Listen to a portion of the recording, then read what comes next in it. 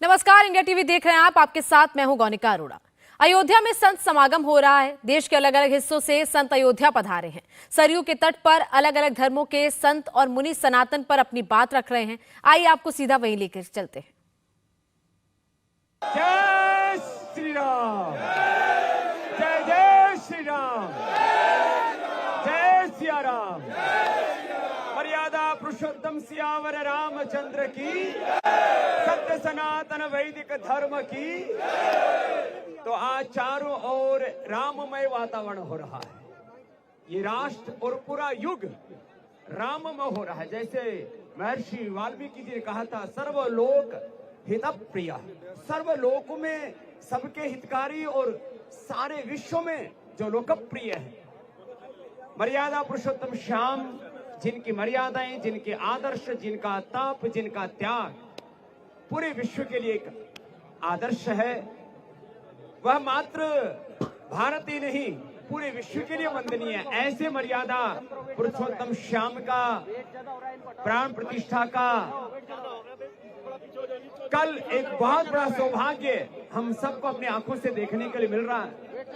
और ये सौभाग्य जिनकी बदौलत हमें उपलब्ध हुआ है, ऐसे उन राम जी के चरणों में जिन्होंने अपने जीवन की आहुतियां दी, जिन्होंने लंबा संघर्ष किया, तप किया, उन सबको प्रणाम करते हुए, रामो विग्रहवान धर्म, राम धर्म के साक्षात विग्रह हैं। राम हमारे लिए राम भी है, राम हमारे लिए धर्म के विग्रह भी हैं, राम हमारे पूर्वज भी हैं, वो परात्पर ब्रह्म भी हैं। और राम हिंदुओं के तो आराध्य हैं, सनातन धर्मियों के।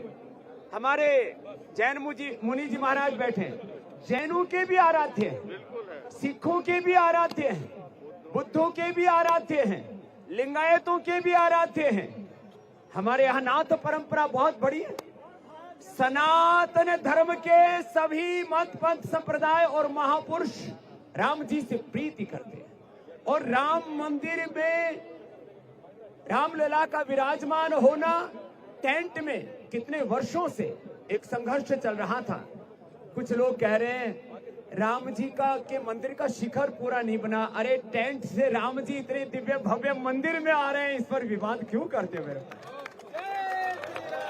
और मैं तो एक बात और कहता हूं, जो साधु है, जो सच्चा सन्यासी है किसी भी मत पंथ संप्रदाय का, जो साधु है, जो सन्यासी है, वो किसी भी प्रकार से राम का विरोध कर ही नहीं सकता। और जो राम का विरोध करता वो साधु हो ही नहीं सकता। फिर बात विरोध की तो आती ही नहीं है। आजादी के 75-76 वर्षों के बाद वो राजनीतिक आजादी थी जो हमने 15 अगस्त 1947 को प्राप्त की थी। 22 जनवरी 2024 ये भारत की सनातन सांस्कृतिक आजादी का महापर्व है। ये सनातन सांस्कृतिक आजादी का महापर्व है।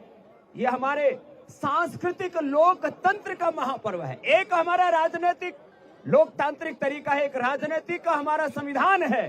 लेकिन अयोध्या में दिव्य भव्य राम मंदिर बनना, ये हमारे सांस्कृतिक संविधान का, हमारे धर्म तंत्र का, लोकतंत्र के द्वारा दिया जाने वाला अब तक का सबसे बड़ा सम्मान है। अभी तक अब देश में राम राज्य आ चुका है और भव्य दिव्य रूप से आने वाला है। तो ये राम मंदिर, राम राज्य का शंखनाद है। हमारा नाथ परंपरा का गौरव गोरख पीठाधीश्वर हमारे योगी जी, ये भी राम जी की कृपा से एक योगी, अच्छे योगी भी हैं, वो योद्धा भी हैं, और सुशासन से लेकर के राम राज्य कैसा होना चाहिए उसके सबसे बड़े प्रणेता भी हैं। हमारे योगी जी को भी प्रणाम। देश के प्रधानमंत्री जी, अब कुछ लोग कह रहे हैं अच्छा प्रधानमंत्री ना आए तो बोले प्रधानमंत्री क्यों नहीं आया, और बोले आ गए तो बोले क्यों आ रहे। तो ऐसे ऐसे विचित्र प्राणी इस धरती पर है। तो भगवान उन सबको भी सन्मति दे, सद्बुद्धि दे, और नहीं तो सदगति तो होने वाली है। जिसकी राम में मति नहीं है उसकी सदगति तो होगी। खैर, तो ये सदगति कैसे हो जाएगी? सदगति मतलब परम गति। भगवान देखो, एक बात कुछ लोग कहते हैं राम जी के मंदिर का मुहूर्त, राम जी के मंदिर का मुहूर्त, राम तो स्वयं काल के निर्धारक हैं। जो स्वयं काल के निर्धारक हैं उनके काल का निर्धारण करने वाला मनुष्य कौन होता है? यदि शास्त्र की बात की जाए तो राम मंदिर जो ट्रस्ट है उसके कोषाध्यक्ष पूज्यपाद गोविंद देवगिरी जी महाराज बहुत बड़े वेदविद महापुरुष हैं, और जिन महापुरुषों ने मुहूर्त निकाला वो भी बहुत बड़े महापुरुष हैं। तो ऐसे प्रश्न उठाना मुझे लगता है ये धर्म विमुखता है। और कुछ लोग अपने अहंकार के कारण से, कुछ लोग राजनीतिक कारणों से कुछ थोड़े बहुत मनमुटाव कर सकते हैं, और उतने तो होने भी चाहिए। राम जी के समय भी तो राम जी का विरोध करने वाले कुछ लोग थे, नहीं तो राम राम कैसे होते। तो हम आज एक तो ब्याह में भी फूफा और जीजा रूठ जाते हैं। अब इनको ये मत बोलिएगा आप भी। जी कुछ बोल रही हैं, उसको मैं नहीं बोल रहा। आप मत बोलिए। तो देखो, ये किसी का ब्याह नहीं हो रहा कि कोई रूठ रहा उसको मनाने को जाए। ये तो बहुत बड़ा हमारा सनातन का उत्सव है, ये हमारा बहुत बड़ा स्वाभिमान है। ये सदियों की प्रतीक्षा पूरी हुई है। मुझे लगता है एक स्वर से पूरे देश को बोलो यही हो रहा है चारों तरफ। लेकिन अच्छा, दो चार लोग कुछ उल्टे पुल्टे झोंक लगाने वाले होते ही हैं, उनके बारे में कोई बात नहीं करते। वापस हम बात कर रहे हैं, कुछ कहते हैं राम के मंदिर का विधि विधान से यदि पूरा उसका प्राण प्रतिष्ठा नहीं हुआ तो अनर्थ हो जाए। जहां राम है वहां अनर्थ हो ही नहीं सकता। किस बात का अनर्थ? अरे राम विमुख या तो हम हो गए थे या हमें राम विमुख कर दिया गया था, इसलिए देश में अनर्थ हुआ था। कुछ राजनीतिक अनर्थ हुए, कुछ सामाजिक, कुछ आर्थिक अनर्थ हुए, और देश में एक राजनीतिक गुलामी, आर्थिक गुलामी का भी दौर था। अब हमें प्राण प्रतिष्ठा के साथ प्रण करना चाहिए कि हम इस देश को आर्थिक गुलामी से मुक्ति दिलाने के लिए भी अखंड प्रचंड पुरुषार्थ करेंगे। शिक्षा और चिकित्सा की गुलामी से, सांस्कृतिक गुलामी से भी देश को मुक्त बनाएंगे। बहुत बड़ा अवसर है हमारे लिए। कुछ लोग सनातन पर कलंक लगाते हैं जातिवाद का। अब एक दिन हमने कुछ बोल दिया प्रेम से तो हमको ही खूब रगड़ा लोगों ने। हमने कहा जो एक वेद पढ़े वो वेदी, कोई भी पढ़ सकता है। और मैं सबको बोल रहा हूं, ये हमारे हिंदू धर्म आचार्य महासभा का भी मैं प्रतिनिधि हूं, और उसके हमारे जनरल सेक्रेटरी हिंदू धर्म आचार्य महासभा, उसके नाते भी बोल रहा हूं, सनातन धर्म के एक सन्यासी के नाते भी बोल रहा हूं। और सब सुन ले, ये जितने भी सनातन विरोधी और ऋषि संस्कृति के विरोधी, राम विरोधी जो लोग हैं, जो बकवास करते हैं सनातन धर्म को गाली दे करके, उन सब के लिए कह रहा हूं, कोई भी वेद पढ़े वो वेदी, और अच्छे से वेद पढ़ ले तो सुवेदी। कोई भी पढ़ सकता है। एक मौलाना जी पिछले दिन टीवी पर इंटरव्यू दे रहे थे, तो मौलाना जो भी उन्होंने नाम बोला उसके बाद में बोले चतुर्वेदी। तो किसी ने पूछा आप चतुर्वेदी कैसे? बोले मैंने 4 वेद पढ़े। जो 4 वेद पढ़े वो सभी चतुर्वेदी कहे, लिख सकते अपने नाम के पीछे। जो 2 वेद पढ़े वो द्विवेदी, और जो 3 वेद पढ़ ले वो त्रिवेदी, और जो शॉर्ट में बोलना चाहे वो दुबेजी और चौबेजी। हमारे यहाँ दोनों सुविधा है। तो वेदी, सुवेदी, द्विवेदी, त्रिवेदी, चतुर्वेदी ये जाति सूचक शब्द नहीं है, गुण कर्म योग्यता सूचक शब्द है। इसलिए चातुवर्ण मया सृष्टम गुण कर्म विभाग से, गुण कर्म स्वभाव पुरुषार्थ के आधार पर वेदी, द्विवेदी, त्रिवेदी, चतुर्वेदी। बात आती है ब्राह्मण की, जो अज्ञान से दूर रहे और अज्ञान को दूर करे वो ब्राह्मण, जो अन्याय से दूर रहे और अन्याय को दूर करे वो क्षत्रिय, जो जिसके जीवन में अभाव ना हो और जो अभाव को दूर करे वो वैश्य, और जिसके जीवन में पवित्रता हो, जो सुचिता से जिए और सुचिता को समाज में फैलाए वो शूद्र। शूद्र का अर्थ अछूत नहीं होता है।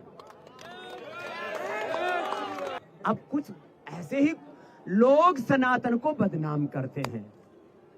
राम मंदिर में भारत के सभी वर्ग संप्रदाय, भारत ने ही पूरी दुनिया के सभी लोगों के लिए राम के द्वार खुले हुए, या कोई भी आकर के दर्शन करे। तो आज हमने निवेदन किया सब महापुरुषों से कि हम आकर के एक साथ भगवान श्री राम के जो आदर्श हैं उन पर चलने का वक्त है ना। राम जी के आदर्शों को, राम जैसे पिता बने, राम जैसे पुत्र बने अपने पिता के लिए, राम जैसे राजा बने, राम की तरह मर्यादाओं को जिए, राम की तरह तप त्याग करें। दुनिया का कोई देश नहीं जहां पर 14 साल तक पादुकाओं ने, खड़ाओं ने राज किया। भारत की संस्कृति व्यक्ति वाली नहीं, व्यक्तित्व की उपासक है। राम के चरित्र ने राज किया। 14 सालों में तो शायद पता नहीं कितने लोगों के शीश कट जाते। कोई अन्य कोई मत पंथ संप्रदाय की बात होती, हम किसी दूसरे के मजहब पर इल्जाम नहीं लगा रहे हैं। कितने मजहबों में शीश कट गए, बाप को जेल में डाल दिया, भाई का शीश काट दिया, ये सब आपने इतिहास में पढ़ा है। राम राज्य का मतलब है सबसे प्रीति। ऐसे राम, आज ये एक मंदिर नहीं बन रहा। कुछ लोग कहते हैं मंदिर तो हमारे भी घर में है।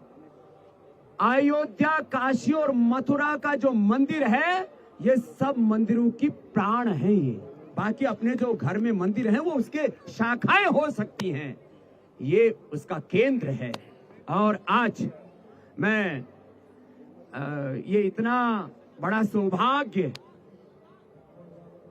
जिन महापुरुषों के तप त्याग से हमें मिला, उन सबके प्रति कृतज्ञता व्यक्त करते हुए पूज्या दीदी रितंभरा जी से लेकर के हमारे श्रद्धेय अशोक सिंघल जी से लेकर के विश्व हिंदू परिषद और आरएसएस के राष्ट्रीय स्वयं सेवक के लाखों कार्यकर्ताओं से लेकर के हमारे जिन महापुरुषों के नाम आप रोज यहाँ पर सुन रहे हैं, अयोध्या में गूंज रहे हैं, जिन महापुरुषों का तप, उनका त्याग, उनका बलिदान और उन राम के चरणों में उनके अनन्य भक्ति ने ये हमें सौभाग्य देखने को जो सुअवसर जो हमें मिला है।